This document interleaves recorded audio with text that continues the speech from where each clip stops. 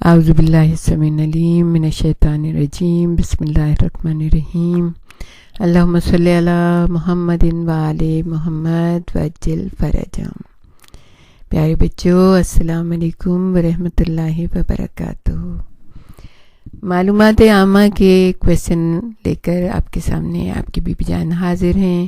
ہمیں امید ہے آپ انجوائے کر رہے ہوں گے اس سے، اور ہمیں پتہ چلتا رہے گا کہ آپ لوگوں نے اس کو دیکھا، آپ نے سنا اس کو، اور ہمیں کمنٹ بھی ضرور دیجیے گا، کیونکہ ہمیں بڑوں کے نہیں لیکن آپ کے کمنٹس کا تو ضرور انتظار رہے گا۔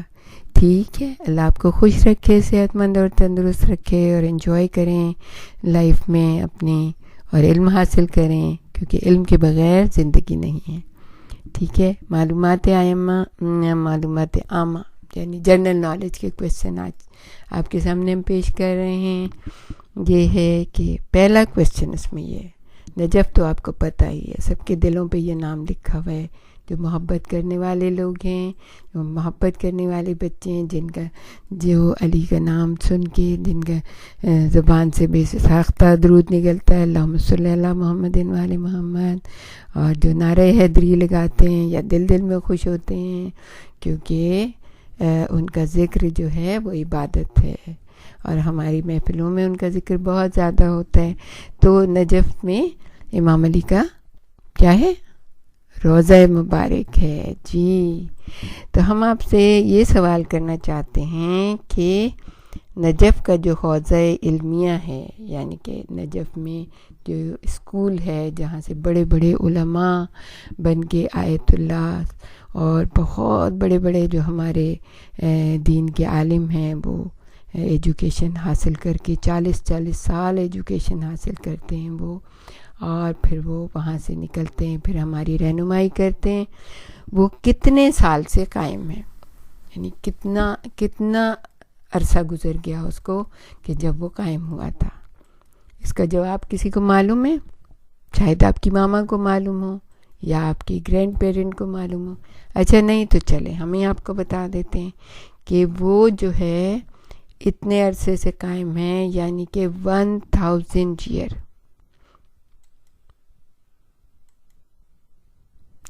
جناب 1000 ایئر سے وہ حوزہ علمیہ جو ہے قائم ہے۔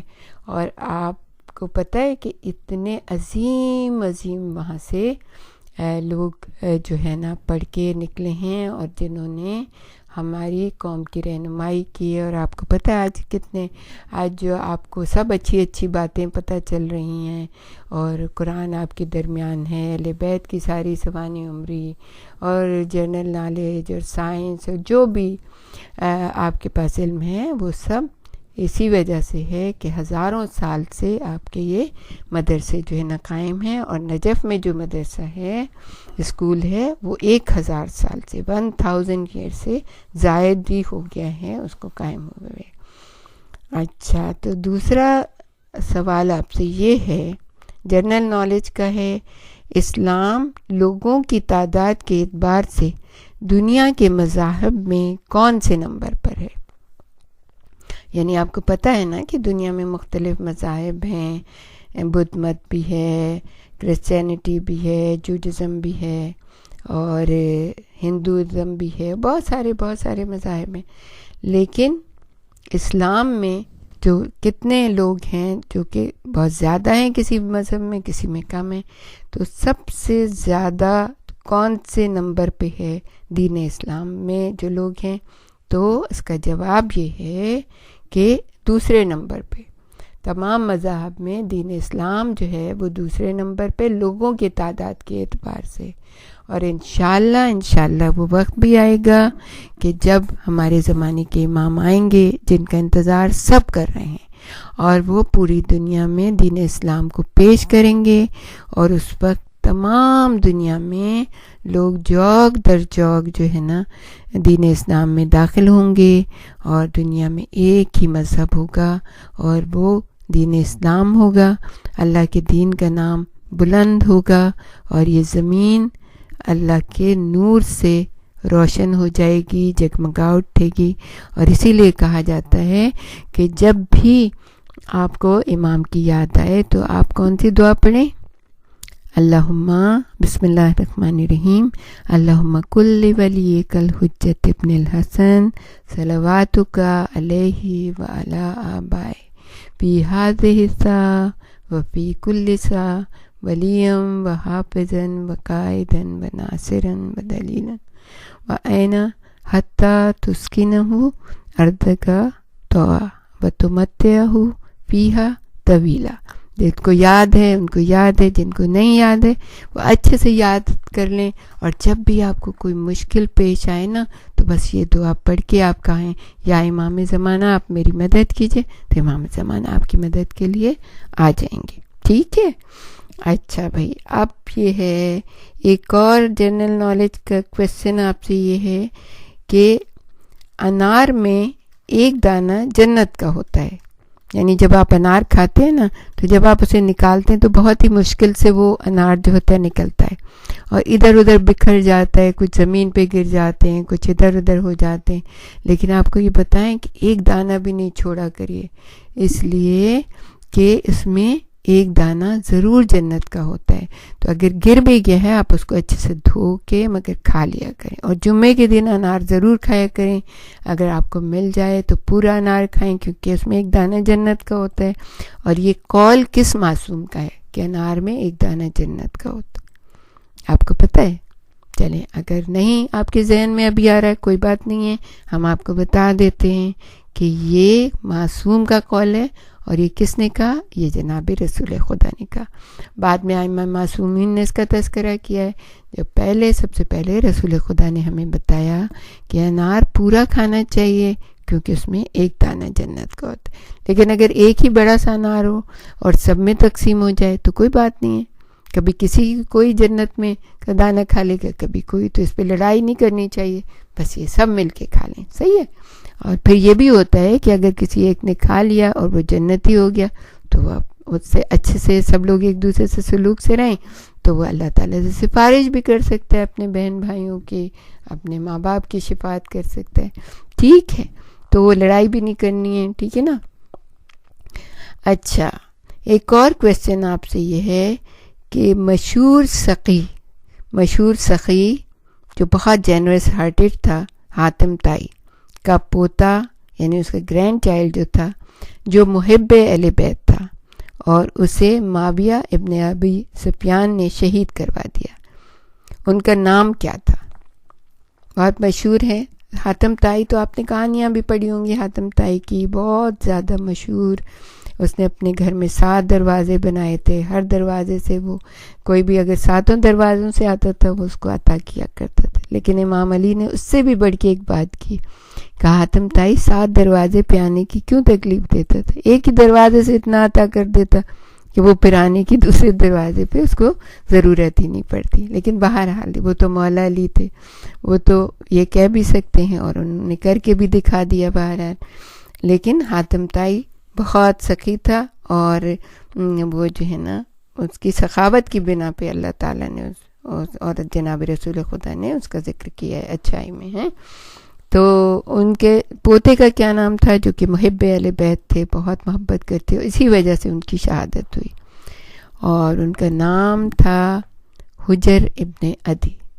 حجر ابن عدی کا نام یاد رکھیے گا.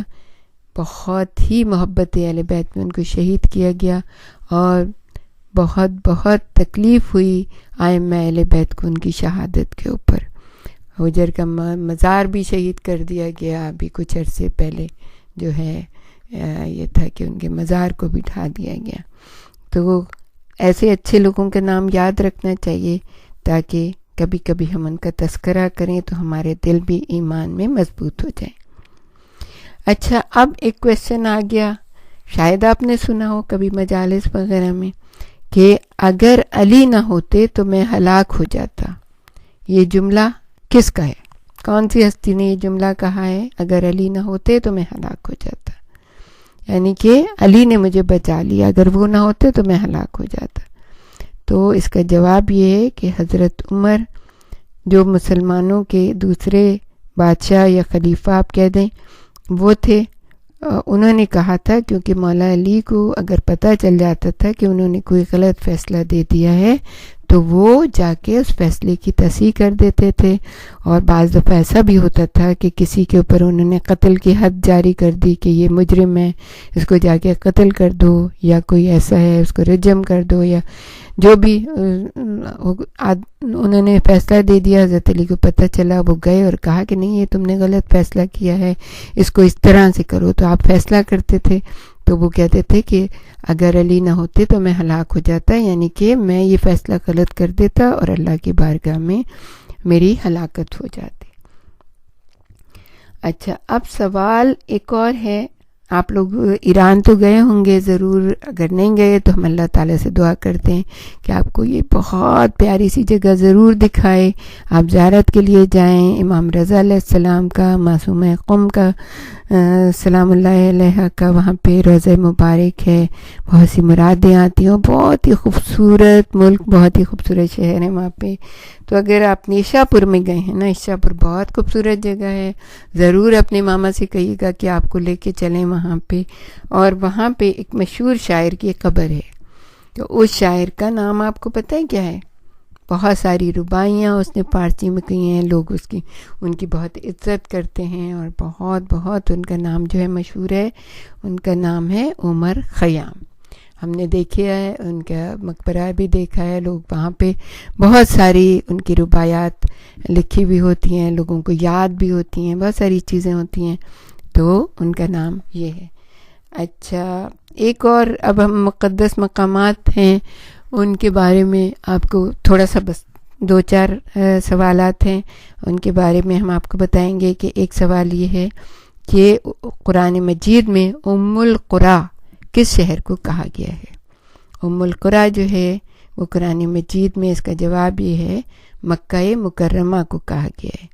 یعنی کہتے ہیں ماں کو, تو مکہ مکرمہ کو قریٰ کی ماں کہا گیا ہے, ام القریٰ کہا گیا ہے. اچھا, ایک اور سوال یہ ہے کہ بزرگ عبداللہ شاہ غازی جو مشہور ہے کہ امام حسن کی نسل سے ہیں, وہ کہاں پر مدفون ہیں؟ پاکستان میں رہنے والوں کو تو زیادہ تر پتہ ہوگا یہ بات, اور کبھی آپ نے وزٹ بھی کیا ہوگا, زیارت اور ان کے اوپر جو ہے نا فاتحہ پڑھنے کے لیے بھی گئے ہوں گے. کلیفٹن میں ہے ان کا مزار. اس کا جواب یہ ہے وہ بزرگ عبداللہ شاہ غازی جو کہ کہا یہ جاتا ہے کہ امام حسن کی نسل میں ہیں, وہ کراچی میں مدفون ہیں. اچھا, اب ایک اور سوال ہے, وہ بھی آپ کو پتہ ہونا چاہیے کہ شیب ابو طالب کس جگہ واقع ہے.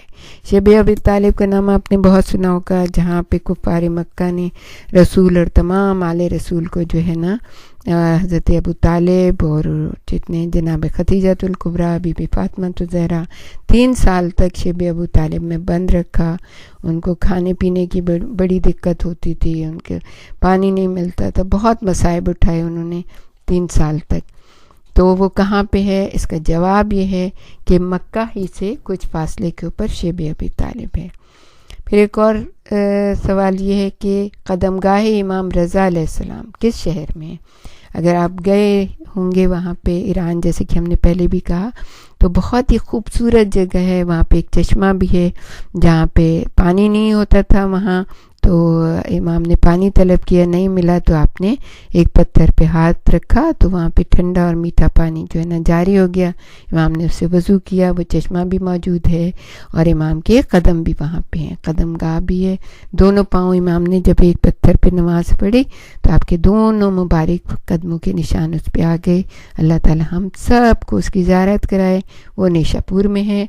اور بس ٹھیک ہے, تو انشاءاللہ یہ سوالات, اس کے جوابات آپ یاد رکھیے گا, اور کبھی کبھی آپ سے پوچھا بھی کریں گے. انشاءاللہ لکھ کے بھی آپ بتا سکتے ہیں کہ ہمیں یہ بھی پتہ ہے, یہ بھی پتہ ہے, ہم نے یہ یاد کر لیا. ہمیں بہت خوشی ہوگی, اور انشاءاللہ آپ کے لیے دعا کرتے ہیں. اللہ آپ کو صحت و سلامتی کے ساتھ رکھے, آپ کے پیرنٹ کو سلامت رکھے, آپ کی گرینڈ پیرنٹ کو سلامت رکھے, آپ کے بہن بھائی سارا خاندان سلامت رہے, اور ہنسی خوشی مل جل کے زندگی گزاریں. اللہ کی بارگاہ میں سرخرو ہوں, امام کی بارگاہ میں. ربنا تقبل منا انک انت السمیع العلیم وتب علینا انک انت التواب الرحیم.